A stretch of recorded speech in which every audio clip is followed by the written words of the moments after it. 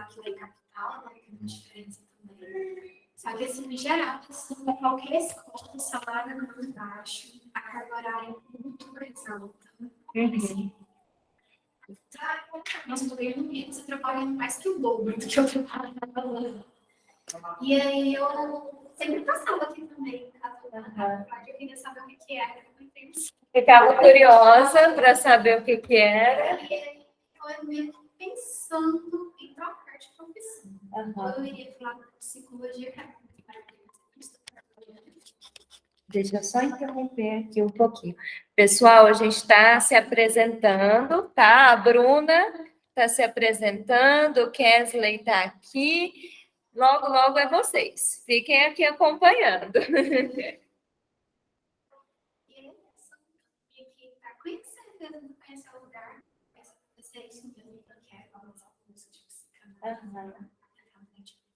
Para ver se você se apaixona pelo Freud.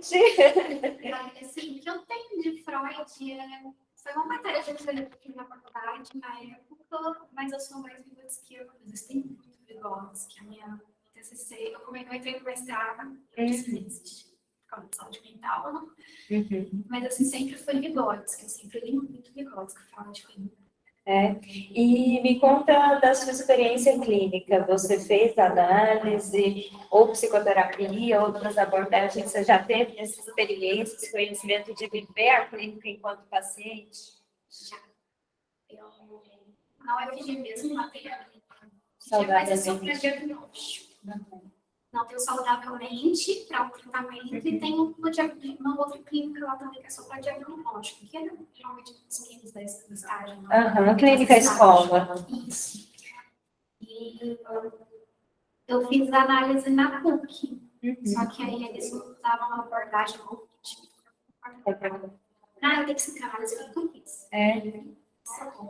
Interessante, bacana você ter passado por clínica escola. Volta e meia a gente traz, né, a questão da clínica escola no grupo.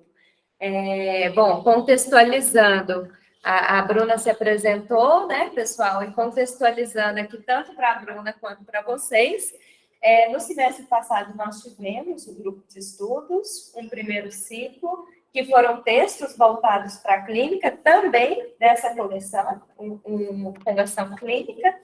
E aí, como a gente já tinha conhecido um pouquinho, decidimos continuar o grupo de estudos. E aí, nessa continuidade, a gente partiu para as estruturas, né? Neurose, psicose e perversão.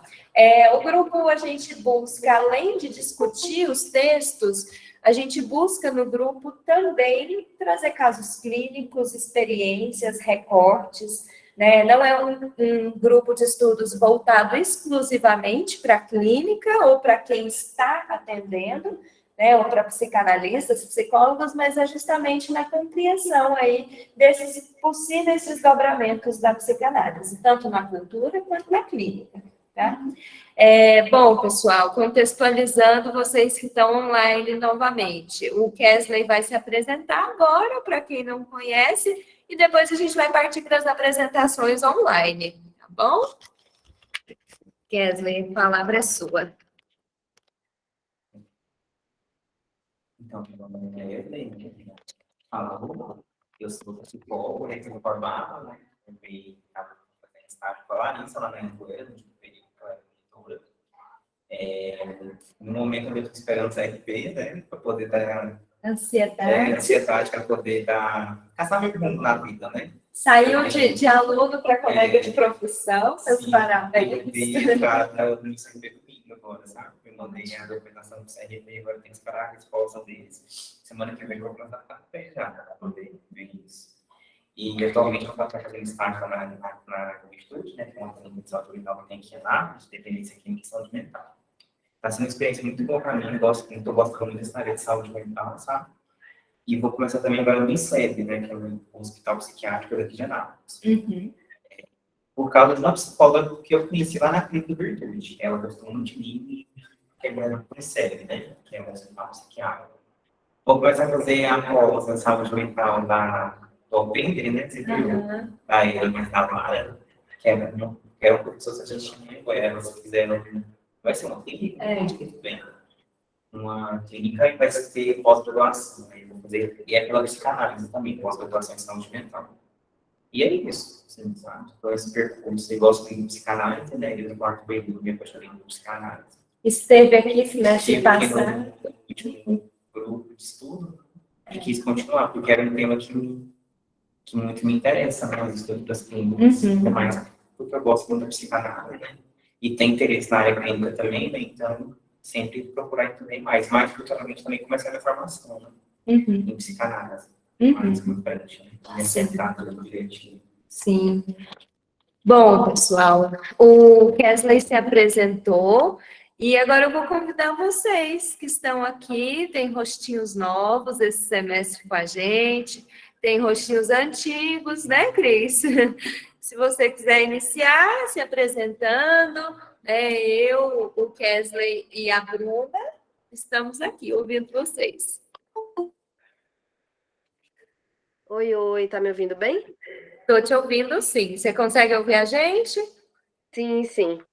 É estranho não estar aí. É a primeira vez que eu participo online com vocês. Assim, pensando no grupo passado, né, que eu estava participando, que Aham. sempre é inicial. Então, meu nome é Cristine, gosto de me apresentar como Cris. Eu sou do Maranhão, vim para Anápolis para estudar há um tempão atrás. Formei em psicologia pela Anhanguera, já tem mais ou menos 5 anos, já tenho de formada. Na época da faculdade eu já atendia na clínica, né? Mas depois fiz uma pausa e depois de formada eu fui atuar no CREAS, atuei no CREAS de Anápolis, atuei no CREAS de Prinópolis, só que no de Prinópolis foi algo um pouquinho mais, uma experiência um pouquinho mais curta. Nesse inteirinho fiz uma pós em ensino interdisciplinar em infância e direitos humanos, eu acho esse nome gigante, pela UFG. Essa foi uma pós que me deu uma experiência acadêmica e pessoal extremamente importante e rica. A partir dessa pós, eu consegui, junto com os outros alunos, compor livros, né? Cada aluno ficou para escrever um capítulo de um livro, de acordo com a monografia que a gente fez. Então, eu consegui fazer essa participação, que trouxe uma experiência muito rica também. E depois de tudo isso, eu resolvi ir para o consultório, que já era um sonho já antigo, e no consultório em si eu estou há mais ou menos 2 anos, que é a minha paixão, né? E, por enquanto, ainda não tive oportunidade no caso financeira, fazer formação em psicanálise, então tenho tentado participar de alguns grupos de estudo, né? Porque eu acho esse espaço de troca e de debate extremamente essencial, tanto para aprender mais sobre psicanálise, quanto também para viver essa profissão de uma forma assim, um pouco menos solitária, né? Faço análise pessoal há um pouco mais de 10 anos e faço supervisão também, porque é o famoso tripézinho que a gente sabe que é importante, né, para a gente se manter na clínica. E é isso, acho que é isso. Maravilha, te conhecer um pouco mais, Cris. Bom, gente, alguém também quer seguir aí? Quem gostaria de se apresentar? Rafael, Thaís, Everton. A gente quer conhecer um pouquinho mais de vocês. Bom, boa noite, então, vou tomar a palavra. Boa Eu noite, sou Everton. Everton, não sou formado em psicologia, mas tenho interesse pela área. Estou há uns 2 anos ensaiando iniciar um curso de formação em psicanálise, e hoje eu vejo porque eu adiei, mas agora eu quero iniciar, né? Então, esse curso que a Larissa propôs por meio da Casa Freud veio muito assim aos anseios que eu tenho tido de me aventurar nos estudos psicanalíticos, né? Sou uma criança nessa área, tenho muito a aprender com Larissa, com todos vocês, né? E queria muito ir presencialmente, estou em Anápolis, mas hoje eu limpei a casa e aí não deu tempo nem de tomar banho, só de fazer um drink para relaxar, porque o corpo está cansado, mas a mente está ávida por descobrir novas coisas, né? Então, é uma satisfação estar com vocês e espero no próximo encontro poder ir presencialmente. A satisfação é nossa e vai ser uma maravilha ter você. A gente vai aprender muito.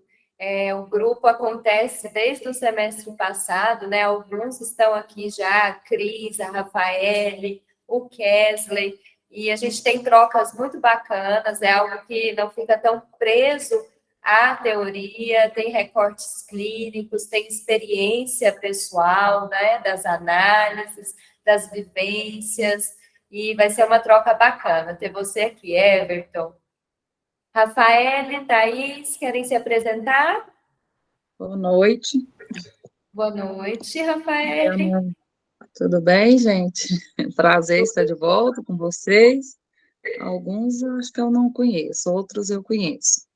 Meu nome é Rafaele, eu sou formada como psicóloga desde 2013, mas atualmente, há uns 2 anos, eu estou atuando na clínica, estou atendendo, e o grupo, o objetivo é aprender mais, porque eu sou apaixonada em psicanálise, e também estou fazendo análise, também supervisões, também estou agora fazendo, desde quando eu iniciei os atendimentos, e estar aqui no grupo para aprender, né, para poder dividir um pouco do que eu sei, e estar aprendendo com vocês. Eu tenho uma especialização em psicanálise que eu fiz pela Anhanguera, já trabalhei como psicóloga educacional de 2015 a 2016 em São Miguel do Araguaia,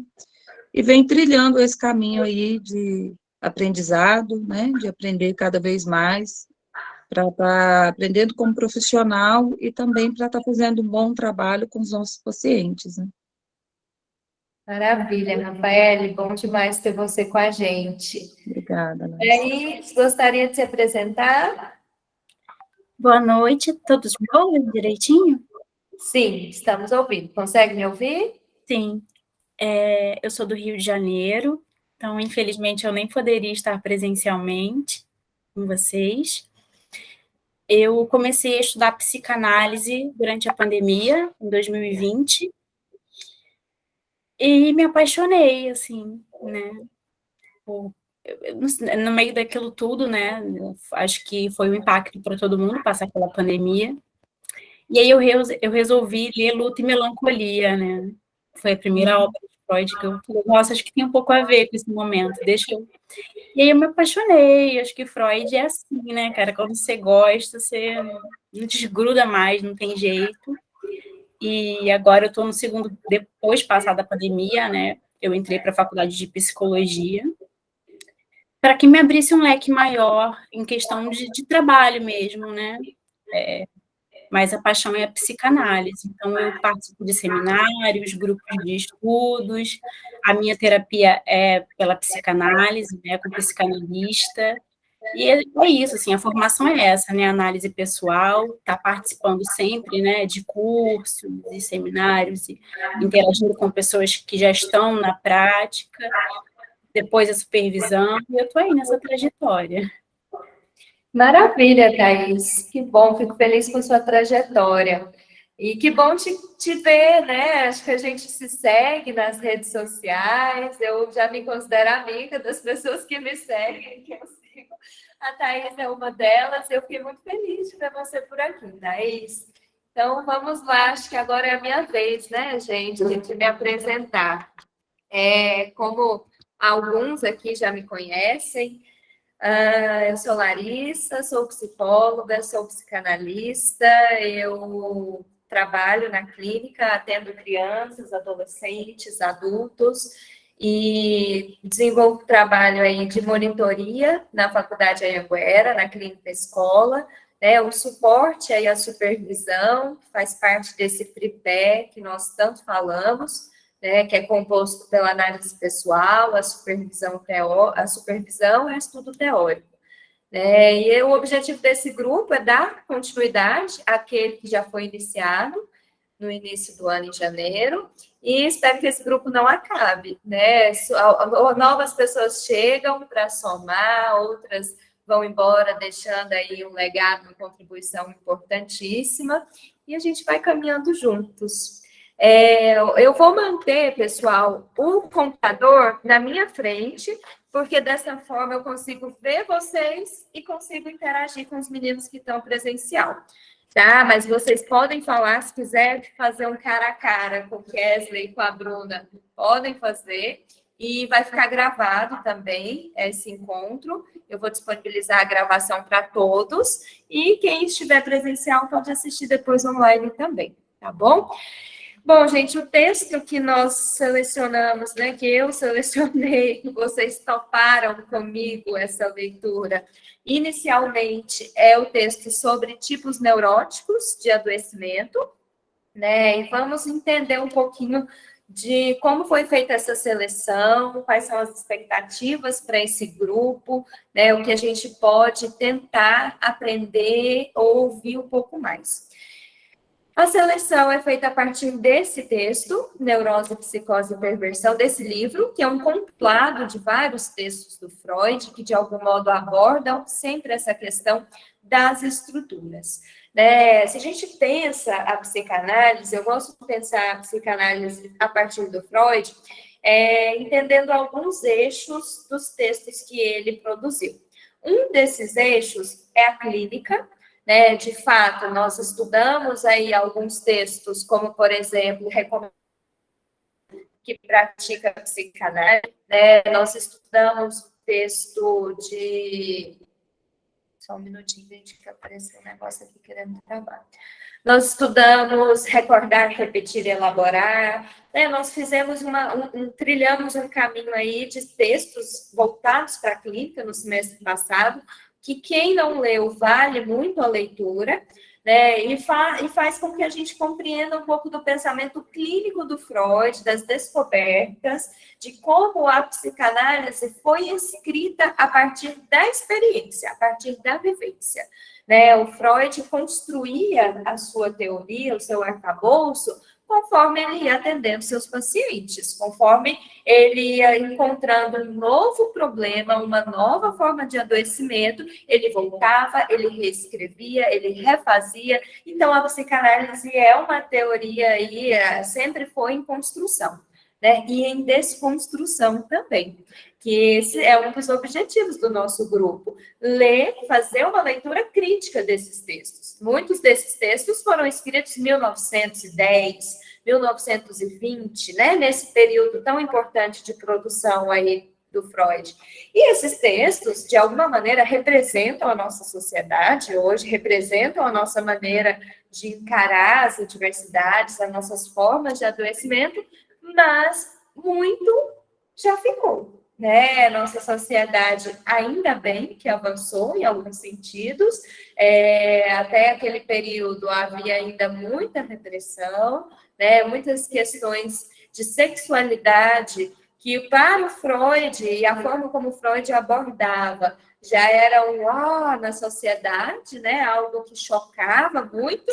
Hoje, foram revistas, né? Então, se a gente pensa num Édipo heterossexual, com pai e mãe, né, na década de 20, hoje a gente pensa num Édipo com função paterna e função materna, que pode ser exercida por um casal LGBTQIA+. Né? Então, isso é algo que não foi trabalhado pelo Freud, mas que hoje é desconstruído, é reatualizado a partir daquilo que ele propôs. Então, por isso que a gente está partindo aqui das obras do Freud. Eu gosto de pensar, como eu estava dizendo para vocês, em vários segmentos, os textos do Freud. Primeiro no segmento da clínica, depois no segmento das estruturas, que é justamente o que nós vamos fazer, vamos nos debruçar nesse semestre. E, quem sabe, futuramente, em 2023, pensar no segmento do Freud a partir dos textos culturais, que também é algo que muito me interessa. Né? Essa relação que o Freud tinha entre os artistas, a arte, a literatura, a forma como ele bebeu em tantas fontes para criar psicanálise. Então, a gente pode pensar também nesse aspecto de uma psicanálise a partir da cultura. Né? Temos aí formações em psicanálise que trabalham muito além da clínica, trabalham também a cultura, a sociedade. Então, se a gente pensa no eixo aí dos textos culturais do Freud, a gente vai pensar em Totem e Tabu, A gente vai pensar em Moisés e o monoteísmo, então a gente vai pensar na forma Dostoiévski e o parricídio, né? Então a gente vai entender um pouco mais aí sobre a literatura, sobre a sociedade, sobre história, sobre antropologia. Então é um novo eixo aí interessante, que eu gosto de pensar também, e que, quem sabe, a gente fique para estudá-lo ano que vem. Quer falar algo? Não? Então, pessoal, até aqui, ok? Todo mundo?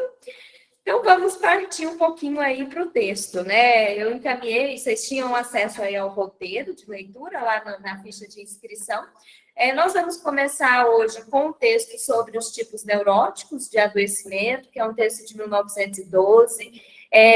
De 1912 a 1915, o Freud estava trabalhando a 100%, aquela produtividade nível burnout, porque ele escreveu muito em 1912 a 1915, né? E o pobre, o coitado, não tinha um analista para esvaziar, né? Fazer aquela higiene mental, como diz o Ferenczi.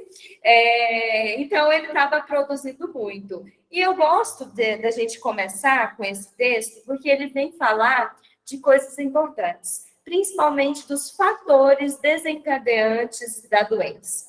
O que leva um sujeito a adoecer? O que leva uma pessoa ao adoecimento psíquico? E aqui é um texto breve, se não me engano, são poucas páginas. Inicia na página 71 e termina na página 79, são 8 páginas. Ele não adentra muito nas estruturas como perversão e psicose, então é um texto que começa aqui, né, na neurose, né, falando dos pacientes neuróticos. E quem são os pacientes neuróticos? Somos todos nós. Espero que vocês sejam também, tá, gente?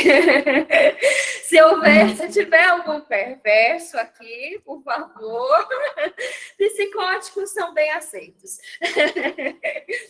Mas brincadeiras à parte, gente. Neuróticos somos todos nós. Por quê? São esses sujeitos que estão um pouco mais ajustados, né, na sociedade. E aí, dentro da neurose, a gente pensa, o Freud propôs uma neurose histérica, uma neurose obsessiva, uma neurose fóbica. Então, boa parte, né, não só do nosso grupo de estudos, mas da sociedade, é pautada aí nessas 3 formas de adoecimento neurótico, né? Dentro da histeria, da obsessão, da fobia. E por que o sujeito se torna neurótico, né? A partir do quê? Para o Freud, o sujeito se constitui como neurótico a partir do complexo de Édipo, né? Então, essa é a base da psicanálise freudiana no estudo das estruturas. Um sujeito, ele é neurótico porque em algum momento da sua constituição, do seu desenvolvimento psicossexual, ele se interessou pelo pai ou pela mãe. Ele teve um desejo. E que desejo foi esse? Um desejo incestuoso, né? Essas questões do complexo de Édipo daria aí anos de estudos, grupos e mais grupos para pensar o complexo de Édipo. Mas a primeira coisa que eu quero que a gente, de alguma maneira, entre aqui num consenso, é de que esse complexo de Édipo que o Freud propõe, que nós vamos partir dele para entender a neurose, é um complexo de Édipo que hoje não é mais tão redondinho assim, né? Nós pensamos nesse Édipo puramente no campo da teoria, nesse momento. Para que isso faça sentido, para que a gente consiga criar as bases para logo mais pensar novas configurações de complexo de Édipo, pensar em novos autores. Porque quando a gente pensa, por exemplo, na Melanie Klein, psicanalista, uma mulher aí, uma inspiração da nossa psicanálise pós-freudiana, Melanie Klein traz uma noção de complexo de Édipo primitivo. E o que seria esse complexo de Édipo primitivo? Esse complexo de Édipo primitivo aconteceria ali entre os 6 meses. ao longo do desenvolvimento, num bebê de 6 meses já haveria um complexo de Édipo primitivo. E isso já moldaria, seria a base para a definição aí de uma estrutura de personalidade. Não aquele Édipo de 5 anos de idade, né? Não aquele Édipo que o Freud traz, lá depois da fase oral, depois da fase anal.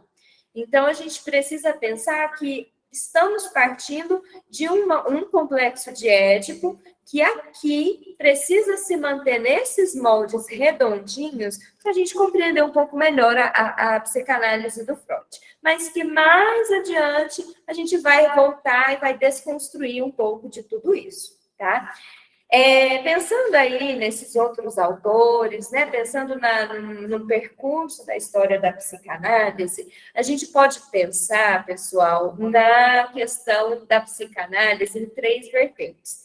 No semestre passado, para quem já estava, eu apresentei aí algumas escolas de psicanálise, a gente comentou, né, da escola francesa, que é uma escola orientada pelo estudo do Lacan. A gente falou de uma escola inglesa, que é uma escola orientada pelos estudos do Donald Winnicott, da Melanie Klein, do Sandor Ferencz, mais adiante. Então, a gente foi pensando em algumas escolas de psicanálise. Por quê?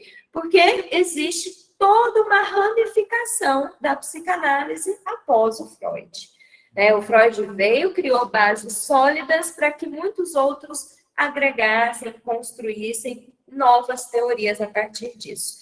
É interessante pensar nessa psicanálise que constrói ramificações, que constrói abordagens dentro dela, mas é interessante, mais interessante ainda pensar numa proposta mais aprofundada, pensar em uma psicanálise que se desenvolve por matrizes. E quais seriam essas matrizes? Hoje, fala-se muito em 3 matrizes. A primeira é uma matriz kleiniana e winnicottiana, que é uma matriz das relações de objeto. Uma segunda matriz psicanalítica, que é a matriz do Sandor Ferencz, que é uma matriz voltada para o trauma, colocando o trauma como o eixo, né, se desenvolvendo aí a partir de uma experiência que o Sandor Ferencz chama de trauma. E um terceiro eixo, né, uma terceira matriz dessa psicanálise que a gente pensa e estuda hoje, é a psicanálise transmatricial, que é a psicanálise dos pacientes difíceis, dos pacientes limítrofes. Esses casos limítrofes, o que são? São pessoas, sujeitos, que não se encaixam entre neurose, psicose e perversão.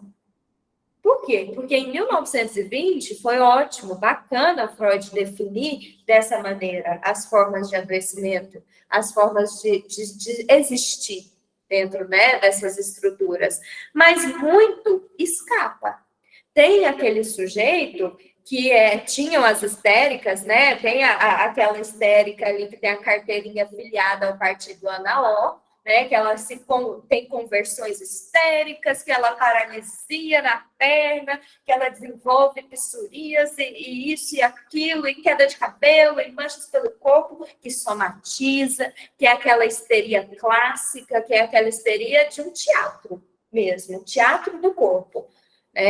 Existia essa histérica em 1900, em 1888. Não mais existe essa histérica. Hoje tem, sim, formas de conversão histérica, de psicossomática, sim, mas não naqueles moldes, não é 100%.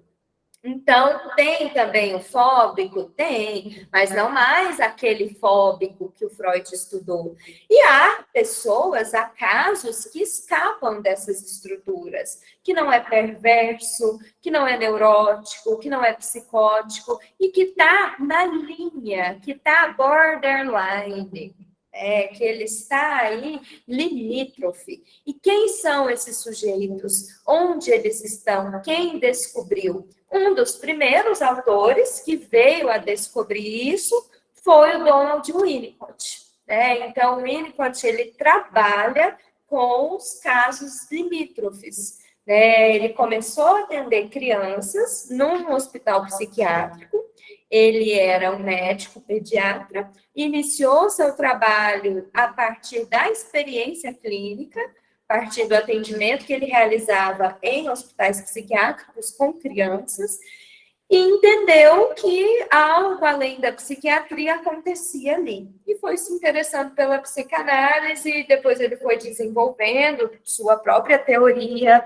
a sua forma de desenvolvimento, né, o que ele foi compreendendo a partir da sua vivência. E ele entendia que havia esses pacientes que escapavam, né, que a forma de adoecimento era diferente.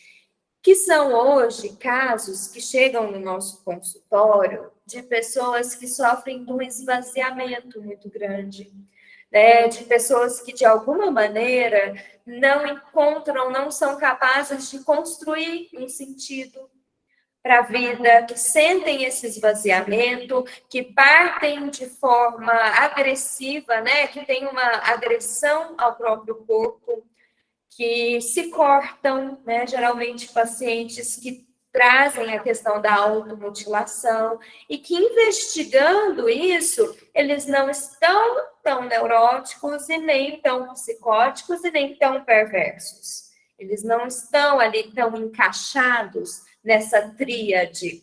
Eles estão à margem. E o manejo com esses pacientes, que são os casos difíceis, estados limites, limítrofes, todos esses termos se referem à mesma configuração, né? Esses pacientes exigem um manejo diferente. Exigem que o caso seja estudado de forma um pouco mais detalhada, para além dessas três estruturas. Então, hoje, a gente não recebe mais na clínica uma estrutura pura. Não tem uma estrutura pura. Uma histérica pura, um fóbico puro, um neurótico puro, né? O perverso dificilmente chega até a nossa clínica. O perverso chega na nossa clínica de maneiras bem duvidosas, a gente vai entendendo isso. E o psicótico chega à sua maneira, né? O psicótico, a gente vai compreender alguns aspectos dessa clínica, que é uma clínica diferente, a clínica das psicoses. Eu estou me sentindo hoje um pouco psicótica com esse quadro aqui atrás, que vai dando, né, uma noção de que eu estou numa fonte mágica com cisnes. Então, assim, eu vou deixar a aula de psicose nesse quadro aqui, gente. Já fica definido isso, tá? Tá bem psicótico isso aqui. Me olhando dessa maneira, não reconhecendo quem sou eu, onde eu estou. Eu olho para frente, eu estou numa sala de aula, eu olho para a tela, eu estou aqui no ambiente mágico, né? Isso é a psicose. Estou pensando que é um pouquinho disso. Mas a gente vai adentrar em algum momento mais na psicose, né? E o Winnicott traz contribuições importantíssimas sobre a psicose. A meu ver, no que nós temos hoje de produção teórica da psicanálise, os dois autores que mais contribuíram para o nosso entendimento da clínica das psicoses é o Winnicott e o Lacan, tá? Então, eu não falo lacanês, e não é a minha praia, eu sou winnicottiana, eu faço uma formação winnicottiana, então, pensando aí na psicanálise, eu sou um pouco mais daqueles que abraçam a árvore, né? Que faz a função materna, que faz a função continente, e não que faz um corte lacaniano, vai embora, desliga tudo e deixa vocês aqui pensando sozinhos, né? Então, de alguma maneira, eu estou mais caminhando aí por essa abordagem de acolhimento, que é a proposta do Winnicott, né? Essa, às vezes, doce até demais, que é umas críticas duras aí que o Winnicott recebe. Mas até aqui, pessoal, conversamos coisa com coisa, há contribuições do mundo online, do mundo presencial, como está, para que a gente adentre um pouco mais, mergulhe um pouco mais aqui no texto. Ok? Online? Vocês também? Eu só queria perguntar. O Freud, ó. O Kesley tem uma pergunta, gente. Todos os teóricos utilizam se baseiam nos livros clínicos ou tem algum que não dessa linha? O Kesley fez a pergunta de se todos esses teóricos aí que a gente está falando, né, eles se baseiam nas estruturas clínicas ou não. Sim, todos esses psicanalistas que eu falei, Kesley, eles partem da obra do Freud, eles partem dessa concepção de neurose, psicose e perversão freudianas, né, para depois aprimorar um pouco mais. O Lacan, o Winnicott, o Ferencz e a Melanie Klein, esses 4 que provavelmente a gente vai falar muito, vocês vão me escutar falando bastante sobre eles. Esses 4 psicanalistas, eles partem, sim, de uma concepção freudiana. Há divergências em alguns pontos, em relação à pulsão, em relação a questão do real, né, do simbólico, tem aí o Lacan com novas contribuições, a psicose, que o Winnicott elabora de maneira um pouco diferente do Freud, o complexo de Édipo, que a Melanie Klein também elabora de forma um pouco mais distinta, mas são divergências que lá na frente a gente vai conversar sobre elas. Mas sim, todos partiram disso aqui. Tem autores um pouco mais novos, que eu acho que é interessante a gente pensar também, e que eu vou trazer para o nosso grupo, que é, por exemplo, a Joyce McDougall, tem o André Green. O André Green, ele fez uma revisão da obra do Winnicott, né? O André Green morreu agora, em 2012, 2013. Esses dias eu tive aula com um professor que conheceu ele na França, estava em Paris 7, e teve a honra de ir no seminário que ele estava participando, e também estava na França quando ele morreu, né? Então, teve aí a possibilidade de acompanhar os eventos, de homenagens, e trouxe essas contribuições. Então, a gente pensa nesses 4 que eu havia dito, Melanie Klein, Winnicott, Ferencz, Lacan, e um pouco mais próximo de nós, aqui, a Joyce McDougall, acho que ela ainda está viva, ou morreu há pouco tempo, né? E o André Green, morreu aí há menos de 10 anos. Então, autores bem recentes, são mais ou menos por eles que nós vamos nos nortear. Mas olhando um pouquinho mais para o texto, né, para que a gente não vá longe, o Freud começa, gente, logo no primeiro parágrafo, dizendo aí que ele vai tratar da questão dos fatores desencadeantes da doença, desencadeadores da doença, e da forma como a psicanálise reconhece como decisivo para a saúde ou para a doença os destinos da libido, né? De que maneira nós direcionamos a nossa libido e adoecemos ou nos mantemos aí um pouco mais saudáveis.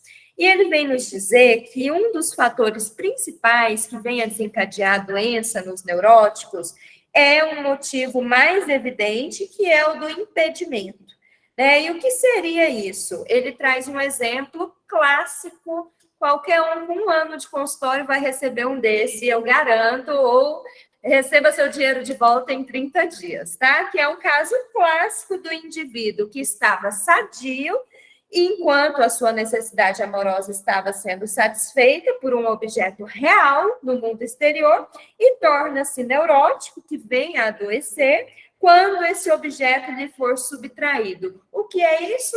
Uma pessoinha que estava ótima, bacana, tudo bem na vida, com o namoradinho, com a mãe, com a avó, alguém que estava provendo ali aquelas necessidades amorosas, e o namorado vai embora. A mãe morre. Acontece algo que ele perde aquele objeto real, que era uma fonte de uma satisfação amorosa. Aquele para onde a libido estava destinada. Por isso que eu fiz a brincadeira. Em 1 ano de clínica, você vai receber um paciente desse no consultório, ou eu devolvo o seu dinheiro de volta. Porque sim, gente, é exatamente uma das principais razões que leva os neuróticos ao analista, ao psicoterapeuta. Quem atende aqui, quem está no consultório, a Cristine, a Rafaele, eu, o Kesley, de alguma maneira também na clínica escola, vai poder nos dizer que vivenciou isso, que escutou um colega ter um paciente que chegou se queixando do fim de um namoro. De uma maneira ou outra, essa questão do fim do relacionamento, essa questão do impedimento, traz à tona não somente o fim da relação. Não é por conta daquele objeto que foi embora que o sujeito procura análise. Não é esse o real motivo. E sim, de alguma maneira, a gente acolhe no primeiro momento esse paciente com essa queixa. O Everton fez um comentário para nós. Deixa eu abrir, a minha internet está bem lenta, gente. Lenta, quase parando. Deixa eu abrir aqui o bate-papo. O Everton disse que lembrei de 2 personagens literárias, Perpétua, de Tieta do Agreste, a Viúva Doida, e Luiz da Silva, protagonista de Angústia, do Graciliano Ramos, que praticamente enlouquece após ser abandonado por Marina. Isso é maravilhoso, Isso que o Everton trouxe, dessas personagens literárias, da Tieta e do Luiz.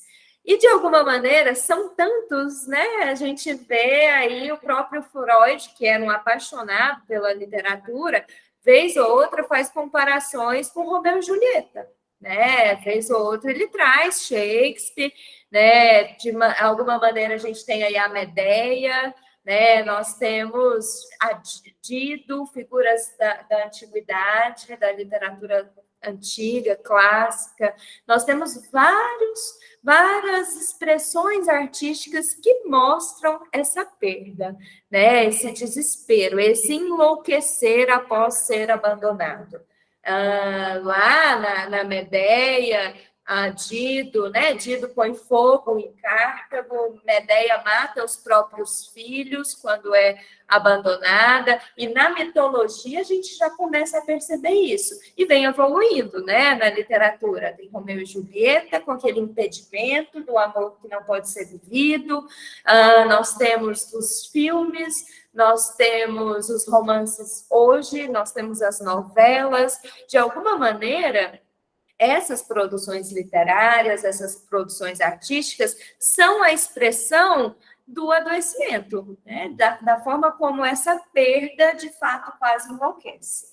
E o Freud vem nos dizer desse principal fator aí que traz o sujeito para o consultório, esse sujeito que está em adoecimento, que se torna neurótico quando perde o objeto.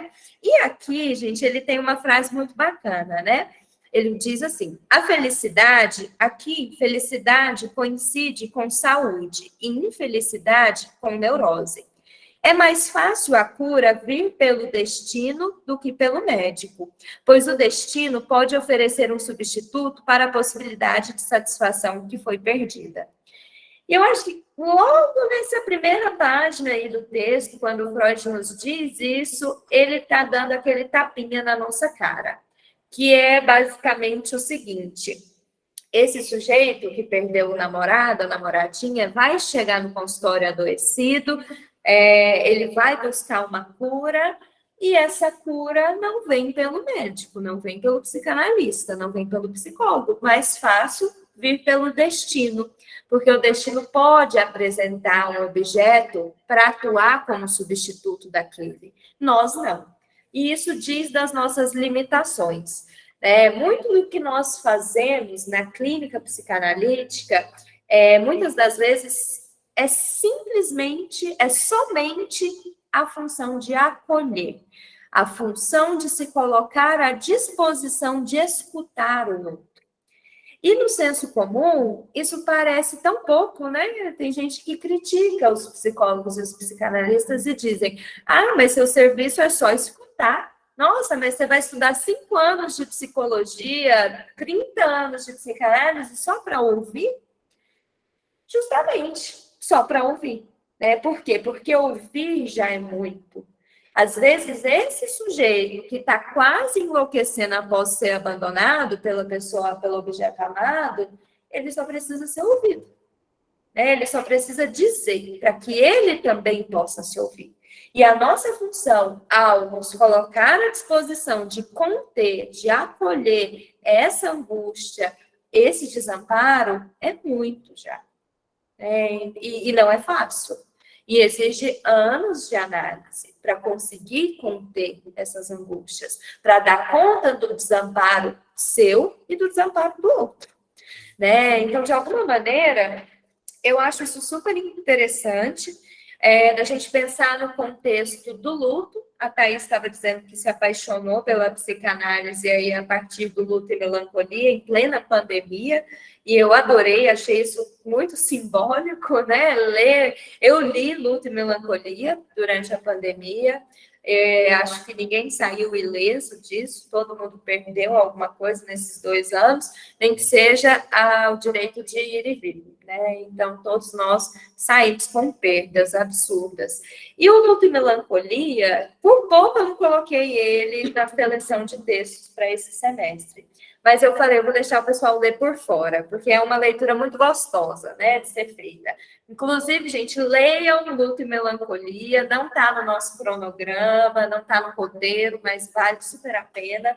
E lendo Luto e Melancolia, a gente percebe isso de que o Freud diz, da nossa capacidade de deixar o outro ir embora, né, de encontrar em nós essa capacidade de viver o luto, de atravessar o luto e, de alguma maneira, perder objetos amados, pessoas amadas, tudo aquilo onde a gente investe a nossa libido é doloroso, mas, no fim, há um processo de internalização.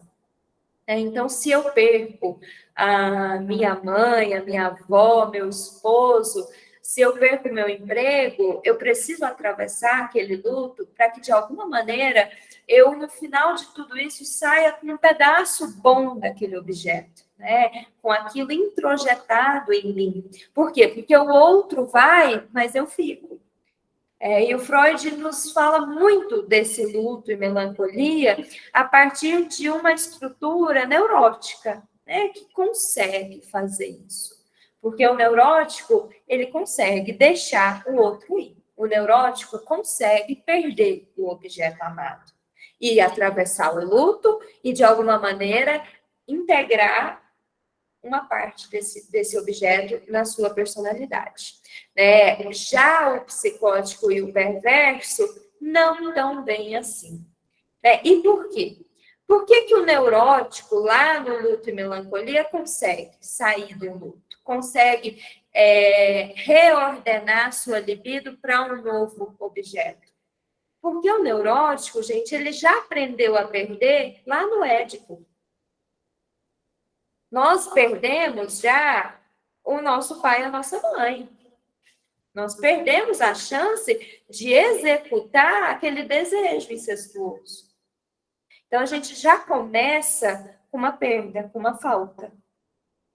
Só por isso, o neurótico ele consegue atravessar o luto.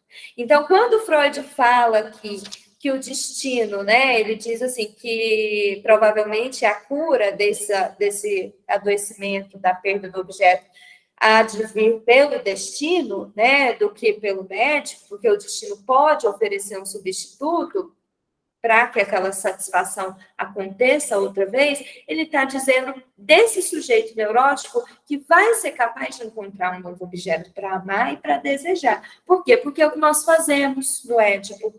Eu não posso, pela lei, amar o meu pai. Eu não posso, pela lei, pela imposição da lei, amar minha mãe, mesmo que eu deseje eles de forma incestuosa. Mas eu posso, de alguma maneira, reorganizar a minha libido, as minhas pulsões, essa moção pulsional, para um outro objeto.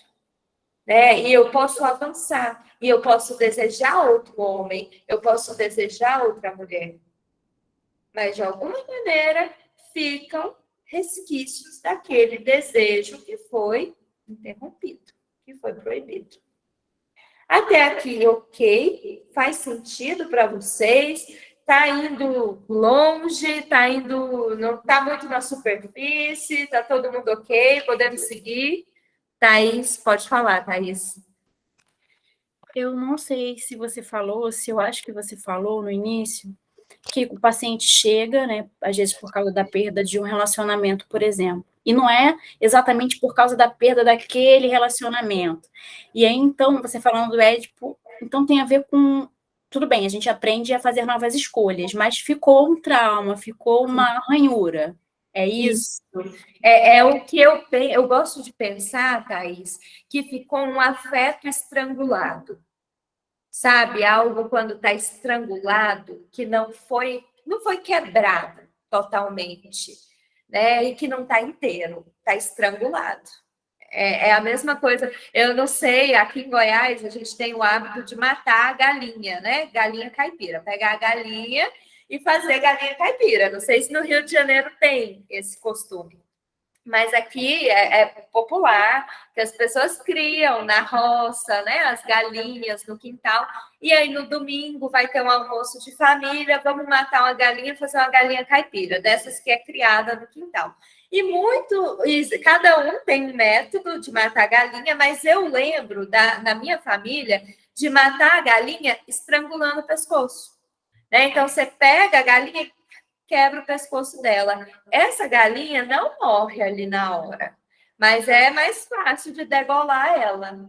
Ela não vai morrer imediatamente. Né? Tem aqueles que passam já logo a faca no pescoço e deixa a galinha batendo pena aí, correndo com o pescoço sangrando. Então eu gosto de pensar nesse crack do pescoço da galinha, de estrangular isso. Né? Eu estrangulei esse afeto que eu tenho pelo meu pai, pela minha mãe, esse desejo incestuoso. Eu não posso seguir com ele, mas ele não acaba com a minha vontade de desejar. Né? Ele só faz com que eu encontre novas formas de desejar. E aí a gente pensa no conceito da repetição, a gente pensa no conceito da transferência, que são conceitos que nós estudamos muito no semestre passado. Né? Cris, agora vou só finalizar meu pensamento. A gente pensa nesses conceitos por quê? Porque há uma reatualização dessas primeiras formas de amar. Né? Pensando aqui na psicanálise, na forma como a gente se envolve com os outros, como a gente se relaciona com o mundo, a gente pensa que há resquícios do infantil. Né? A infância passa, nós atravessamos a infância, mas o infantil ainda habita em nós. E é por esse infantil que nos habita que nós somos capazes de fazer transferência com o analista. Por quê? Porque eu encontro na figura do meu analista as minhas imagens parentais, meu pai e minha mãe, e a função materna e paterna. Eu consigo reatualizar aquele amor que foi estrangulado, aquele afeto que ficou ali um pouquinho, que restou, que não foi todo esvaziado. Né? Então, por essas razões, de alguma maneira, Thaís, é por isso que eu digo que não vai acabar totalmente, né? O Édipo, ele não vai se dissolver 100%. Vai restar algo e esse resto, esse restinho é o que aparece na transferência, é o que aparece na repetição da escolha amorosa, né? Desse padrão. Por que muitos homens, mulheres se queixam de ter o dedo podre? Eu tenho o dedo podre. Todo homem que eu arrumo me bota chifre.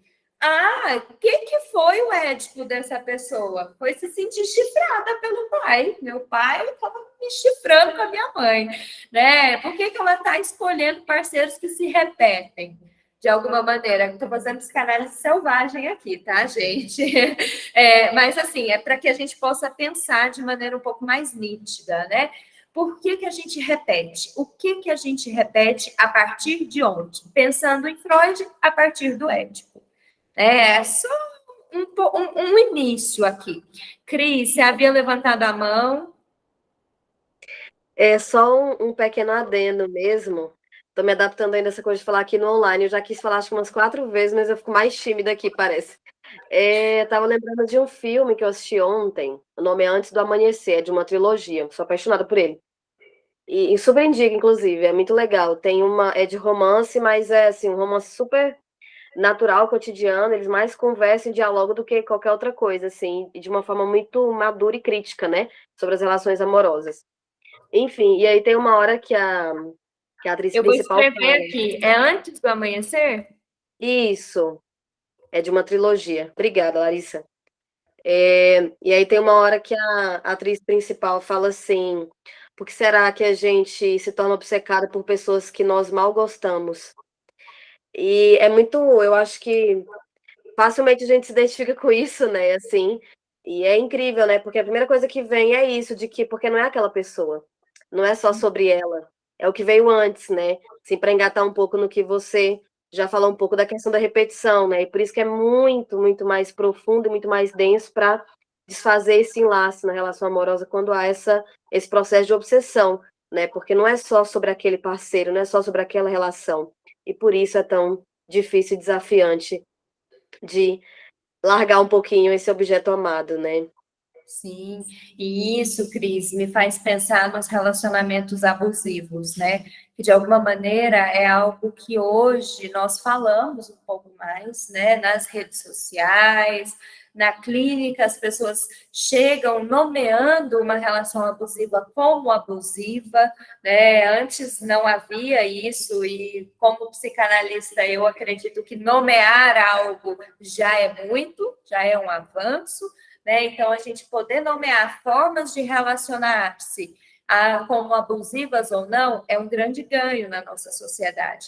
E eu fico pensando nisso, das relações abusivas, como algo difícil, né? Tão difícil de se separar, né? Tão difícil por quê? Porque há vários fatores envolvidos, e um deles é fazer o luto, deixar-se perder esse objeto.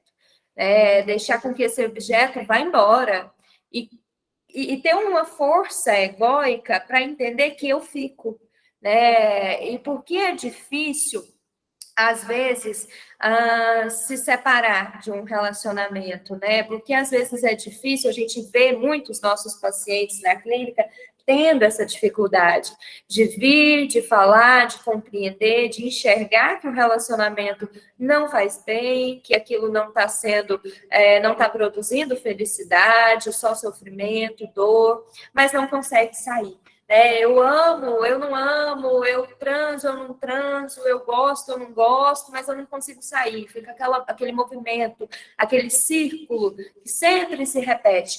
E, de alguma maneira, se a gente investiga um pouco mais, há ali a dificuldade em elaborar o fim daquela relação. Há uma dificuldade em perceber que o outro, que esse objeto amado, pode ir embora, porque eu fico. Há uma fragilidade egóica. Quando a gente pensa no complexo de Édipo para o Freud, a criança já desenvolveu uma forma de ego. Até então, a criancinha, ela vai desenvolvendo um ego corporal, né? E esse ego está relacionado ao quê? A noção de eu. Né? A criança pequena, ela acha graça, por exemplo, em balançar as mãos, né, no carrinho, o bebê fica brincando com o pezinho quando ele está lá no berço, no carrinho. E o que é aquilo? Ele está tendo noção de quem ele está começando a perceber que ele é outro, né, que ele não é só aquele bebê do colo da mãe, que ele não é aquele pedacinho de gente que está grudado na mãe, ele é alguém separado, que tem perninha, que tem boca, que enfia tudo na boca, que olha a mãozinha, que chupa o dedo. Isso é a noção do eu, a noção do ego, que é corporal nesse primeiro momento, né? E que ela só acontece porque há um luto. E que luto é esse? Da separação da mãe. Então, a primeira figura da qual eu preciso me separar é da minha mãe. Beleza, eu fiz esse luto, eu me separei da minha mãe, eu descubro que eu sou alguém. E quem é esse? É esse corpo, é esse pezinho que eu pego, é esse dedinho que eu chupo, tudo isso que eu ponho na minha boca, é o cocô que eu faço, é olhar na minha fraldinha e ver que eu fiz cocô, ver que eu fiz xixi, que saiu algo de mim. Isso tudo contribui para essa noção do eu. Por quê? Porque eu consigo perceber que eu sou capaz de interagir com o mundo, que eu sou capaz de produzir algo e jogar no mundo, mesmo que seja fezes, né? E então é muito bacana perceber isso. Nós começamos a viver como indivíduos a partir de uma perda. Então a gente pode pensar que relacionar-se implica em perder. Eu só consigo me relacionar se eu sei que aquilo implica numa perda. Mas isso não me amedronta, isso não me desfragmenta, por quê? Porque eu sei que a partir das perdas eu conquisto algo muito valioso, que é o meu próprio eu. É isso que a criança entende quando ela desmama da mãe, quando ela começa a tocar nas perninhas, a usar a fralda, a correr, a ir para a escola. Ela entende que nas perdas existe um ganho. E aí eu volto lá no texto da Thaís no início, né? Lá no Luto e Melancolia, que é justamente isso. Eu perco o objeto amado, eu atravesso o luto e eu fico com uma parte desse objeto. Eu introjeto alguma parte boa desse objeto em mim, no meu eu. Então, eu sou constituído de faltas, de lutos, de perdas, e por isso é tão valioso nos relacionar com os outros. Contribuições até aqui, pessoal? Não? Vamos seguindo no texto, então. O Freud traz aqui, ele fala um pouquinho mais, né, dessa questão, dessa primeira forma de adoecimento, desse primeiro fator desencadeador da doença, que ele nomeia aí como impedimento, e eu vou acelerar um pouquinho para a gente chegar pelo menos no segundo e no terceiro, para acelerar e dar tempo de finalizar o texto hoje. De alguma maneira, ele traz aí um segundo fator que leva os neuróticos ao adoecimento. Que esse segundo tipo de desencadeamento da doença não é, de maneira alguma, tão evidente quanto o primeiro. E, na verdade, só foi possível descobri-lo a partir de minuciosos estudos. Ele vem dizer que o sujeito neurótico nesse segundo tipo, adoece na tentativa de se adequar à realidade e de cumprir sua exigência real, o que o faz deparar-se com dificuldades internas insuperáveis. E aí a gente pode pensar de que maneira esse adoecimento se mostra hoje na clínica, se mostra hoje na nossa sociedade, nessa forma de tentar se adequar à realidade. E que realidade é essa? Quem construiu essa realidade? Ela é pautada em quais valores? E a gente começa a pensar que o adoecimento, ele mora na rigidez e a saúde na flexibilidade do sujeito. Então, isso daqui está dizendo da capacidade do indivíduo de se adaptar, de se moldar. A gente pensa, por exemplo, no indivíduo que não consegue elaborar o fim da perda de um emprego, ou daquele indivíduo que chega num emprego novo e não consegue se ajustar. Aquele adolescente que não consegue interagir na escola depois que a mãe mudou ele, depois que ele saiu do fundamental e foi para o ensino médio. Ele não conseguiu se adaptar àquela nova realidade. É esse aqui o segundo tipo de adoecimento que é desencadeado no neurótico, que exige uma flexibilidade, uma elasticidade, essa capacidade. Quando a gente pensa em elasticidade, quem estuda o Ferencz, eu acho que, se não me engano, o Everton está estudando, o Ferencz já deve ter ouvido do conceito dele, que se chama elasticidade da técnica. Essa forma de se tornar psicanalista um pouco mais flexível, um pouco mais adaptado ao paciente. E essa elasticidade da técnica, o Ferenc, quando fala dela, ele dá um exemplo, que é do elástico. É aquele elástico de roupa, um elástico mesmo, que você estica o elástico ao máximo e ele volta para o mesmo tamanho. Então, a gente pensa nessa blusa. Eu estico essa blusa e quando eu solto, ela volta, ela é a mesma. Então, é algo elástico, que você estica, mas que ele não perde a sua forma natural. Ele consegue se recompor. E o que isso quer dizer com adoecer ou se tornar saudável, ou permanecer saudável? Isso quer dizer essa capacidade que nós temos de nos adaptar. E quem não se adapta, né, quem não tem essa capacidade, acaba adoecendo. E é justamente isso, é uma mudança de escola, é uma mudança de configuração familiar, é aquela capacidade, é não ter aquela capacidade de reconstruir. Usando uma palavra aí bem da modinha, que os tatuadores já têm pronto aí no estúdio de tatuagem, ressignificar.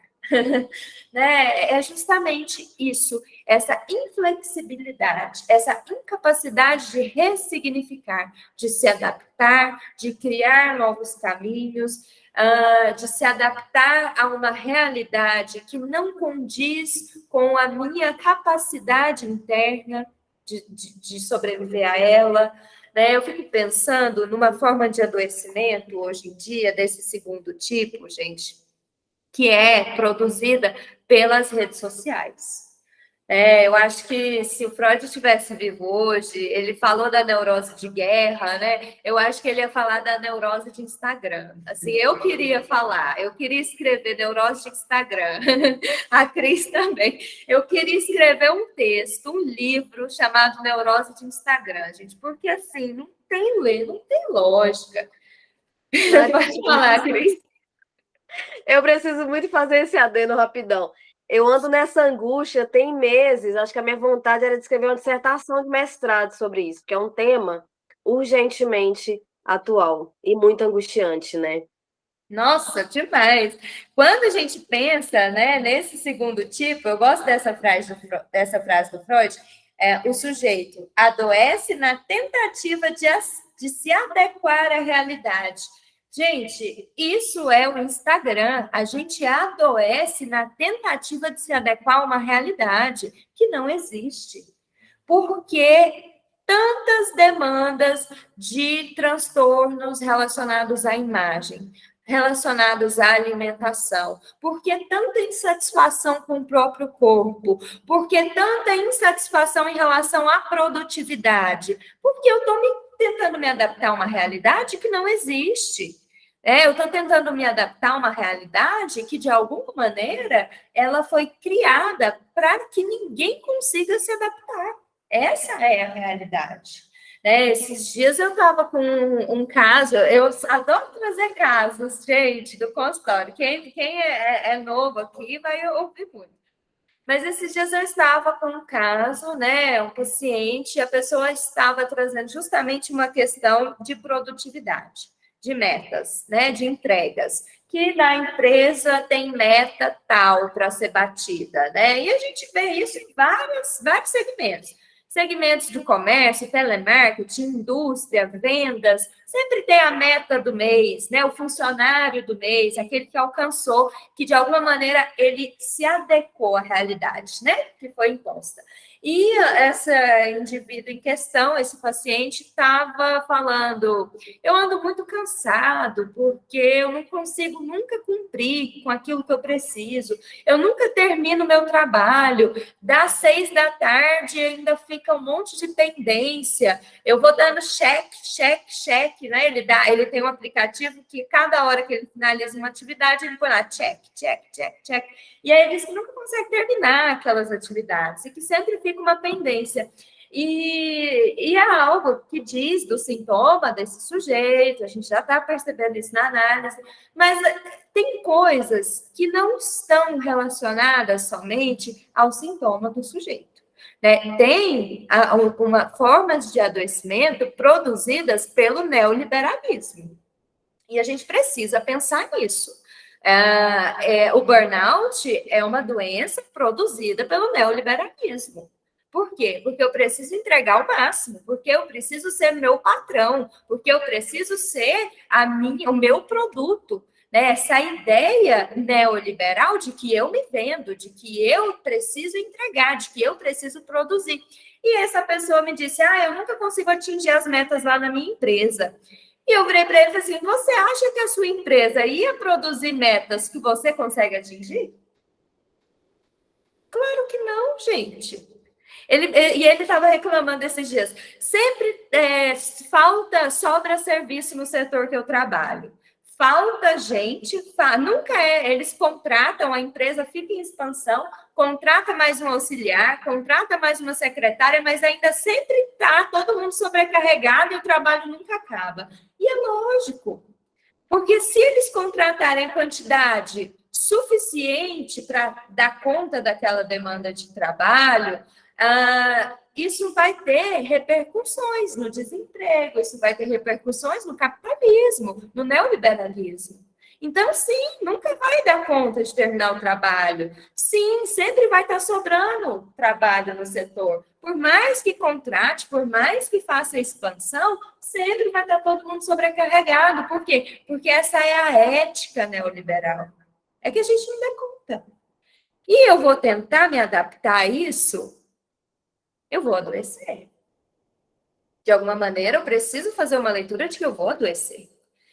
Se eu sou um profissional neoliberal, se eu sou uma psicóloga, se eu sou um advogado, né?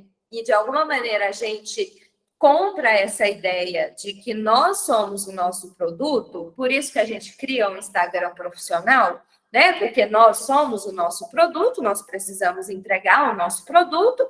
Então, se a gente cria essa ideia, a gente está aderido a ela, porque ninguém aqui está vivendo nas cavernas, então todo mundo aqui está inserido no capitalismo, né? A gente está seguindo junto aí com ele. Então, eu estou vulnerável a essa forma de adoecimento, que é essa tentativa de adaptar a realidade. E a gente precisa entender que, às vezes, a realidade, a gente nunca vai conseguir se adaptar a ela. E aí vem o sofrimento neurótico. Né? Por quê? Porque o neurótico, ele quer tentar se adaptar. Né? Porque o neurótico, ele busca, ele quer a completude, ele quer ser o melhor, ele quer se destacar. O neurótico vai sofrer disso. Mas é importante que no processo de análise a gente mostre isso para ele. É importante que o neurótico entenda, né? Peraí, eu estou querendo me adaptar a uma realidade surreal, né? Então eu vou tentar não adoecer, eu vou tentar não enlouquecer com isso, eu vou tentar ressignificar, eu vou tentar reordenar minha libido, eu vou tentar botar minha libido num outro objeto, que não seja só cumprir as metas do mundo corporativo. Né? Então, isso... Na atualidade, essa forma de adoecimento. Na atualidade, eu vejo ela assim, muito atrelada às questões sociais, muito atrelada às questões neoliberais, de adaptação à realidade. E ao Instagram, às redes sociais, essa nova forma de relacionamento que a gente criou. No terceiro tipo, pessoal, eu vou dar uma aceleradinha, porque nós estamos nos minutos finais. Tem algo aqui que eu queria trazer também. O Freud fala que todos eles, eu sublinhei uma frase, eu vou só falar, vou trazer elas para vocês. O Freud diz no segundo parágrafo da página 74, ele diz, todos eles adoecem pelos mais louváveis esforços. Eu gosto dessa frase porque ela traduz muito bem a neurose, esse adoecimento neurótico aqui desse segundo tipo, dentro da clínica. Porque na clínica, geralmente, o paciente chega e fala, mas eu me esforcei demais, eu me doei demais nessa relação, né? Eu trabalhei 30 dias por mês, eu não folguei nunca, eu fiz tudo o que eu pude. O neurótico traz muito esses termos. Eu dei até o sangue, eu dei tudo de mim, eu não fui valorizado, né? De alguma maneira, eu fiz tudo para aquele homem e ele me pôs chifre, né? Eu dei tudo para o meu filho, ele é um ingrato. Sim, esse adoecimento, esses neuróticos adoecem pelos mais louváveis esforços. É o que o Freud está dizendo. Realmente, você deu tudo de você para aquele homem, você fez tudo que podia para aquele filho, você deu tudo de si até a última gota naquele emprego. É pelo louvável esforço que o neurótico está adoecendo. Talvez nesse ponto a gente precisa fazer assim, ó, bip, bip, bip, dá ré no neurótico. Vem para trás, calma, você já foi demais. Foi louvável o seu esforço, mas volta, retrocede aí um pouquinho. Então, a gente vai fazendo esses reajustes na clínica com o paciente. Como? Pelo manejo. Nós vamos adentrar um pouco mais nisso. Uma questão também, gente, que ele traz aqui, nós não vamos conseguir esgotar esse texto hoje, mas acho que nós já chegamos num ponto bacana. O Freud fala aqui na página 75, ele está contando um pouquinho sobre um jovem, né, dando um pequeno exemplo aqui dessa segunda forma de adoecimento, e ele diz o seguinte: só lhes poderia desejar que continuassem tão pouco desenvolvidos, tão inferiores e inúteis como antes de adoecer. E aqui eu coloquei um asterisco para que a gente pudesse propor uma discussão sobre as desistências na análise, né? De que maneira essas formas de adoecimento, dessa estrutura neurótica, também não se traduzem nas desistências na análise. De alguma maneira, essa pessoa que está tentando se adaptar à realidade e não consegue, pode sentir a análise como uma forma de tentar se adaptar a algo, a essa fantasia que ele cria do que é que o analista quer sobre ele. Às vezes, alguns desses pacientes neuróticos, eles pensam assim: a minha analista quer que eu me divorcie. Minha analista, ela quer que eu separe desse meu marido, porque eu vejo que quando eu falo que eu reclamo do meu relacionamento abusivo, a minha analista olha para o lado. E o que é isso? Gente, eu estou querendo que ninguém separa, ninguém fica casado, né? Eu não tenho que querer nada, a gente já estudou isso. O desejo do analista fica lá, não entra, eu não tenho que querer nada para a vida do meu paciente. Mas o meu paciente, ele vai estimular na própria cabecinha uma fantasia de que a Larissa quer que eu me separe, ela quer que eu me divorcie.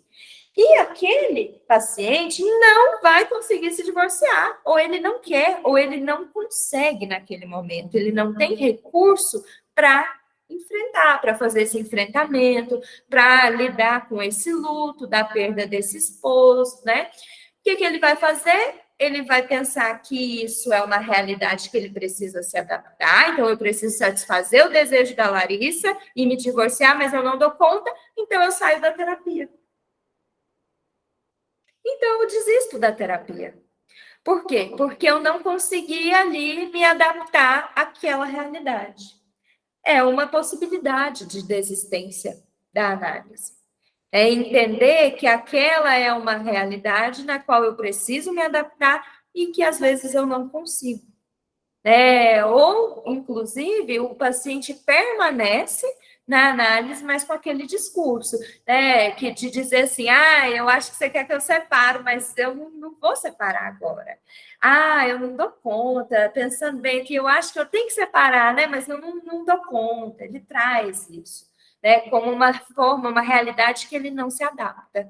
E isso está dizendo, às vezes, dessa forma de adoecimento dele, de não conseguir se adaptar à realidade. Por quê? E o que é isso? Nada mais, nada menos que repetição, nada mais, nada menos que transferência.